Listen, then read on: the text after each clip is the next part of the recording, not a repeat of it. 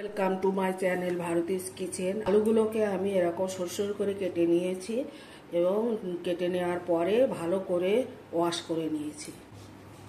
এখানে নিয়েছি ভেন্ডিগুলোকে আমি এইভাবে কেটে নিয়েছি। ভেন্ডি আগে ধুয়ে নিতে হয়, না নিলে লাল লাল মতন হয়ে যায়, তখন ভাজতে বা রান্না করতে খুব অসুবিধা হয়। নিয়েছি কটা শুকনো লঙ্কা। কড়াটা বসিয়ে দিয়েছি, কড়াটা গরম হয়ে গেছে, তেল দিয়ে দিচ্ছি। লঙ্কাগুলো দিয়ে দিলাম, আলুগুলো দিয়ে দিচ্ছি, লবণটা দিয়ে দিলাম। আলুটা আমি এইভাবে ভেজে নেব। এবার একটু আঁচটা কমিয়ে দিয়ে ঢাকা দিয়ে ভাজবো। ঢাকাটা দিয়ে দিলাম। এদিকে আর একটা কড়া বসালাম, এখানে আমি ভেন্ডিগুলো ভেজে নেব। কড়াটা গরম হয়ে গেছে, তেল দিয়ে দিচ্ছি। তেলটা গরম হয়ে গেছে, আমি লঙ্কাগুলো দিয়ে দিচ্ছি। লঙ্কাটা আমার ভাজা হয়ে গেছে, ভেন্ডিগুলো দিয়ে দিচ্ছি। লবণ দিয়ে দিচ্ছি স্বাদ মতো। একটু হাইতে ভেজে নিয়ে তারপরে আঁচটা লো করে দেবো। ভেন্ডিটা মাঝে মাঝেই নেড়ে দেবো।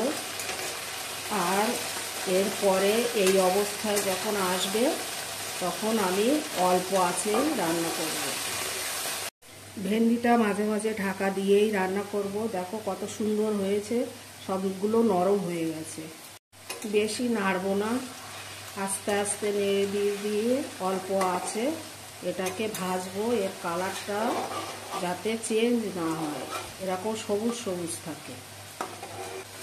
আলুটা প্রায় আমার সিদ্ধ হয়ে গেছে। আলুটা কাটার পরে না একটু জল ঝরিয়ে হাওয়ায় শুকিয়ে নিলে আরও ভালো হয়। আমার তাড়াহুড়ো ছিল, তাই আমি বেশি শুকোতে পারি না আলুটা। আলুটা আমার হয়ে গেছে, এবার আমি নামিয়ে দেব। দেখো কত সুন্দর হয়েছে। ভেন্ডিটা আমার সিদ্ধ হয়ে গেছে, এবার আমি নামিয়ে নেব। তৈরি হয়ে গেল আমার আলু ভাজা। এটা আমার মেয়ের খুব পছন্দের। ও পাঞ্জাবে থাকে, ও বললো মা ভিডিও করে পাঠিয়ে দাও, তাই এই রেসিপিটা আজকে বানালাম। সঙ্গে ভেন্ডি ভাজাটাও রেডি হয়ে গেছে, এটারও ওর চাহিদা ছিল, দিয়ে দিলাম দুটো রেসিপি বানিয়ে।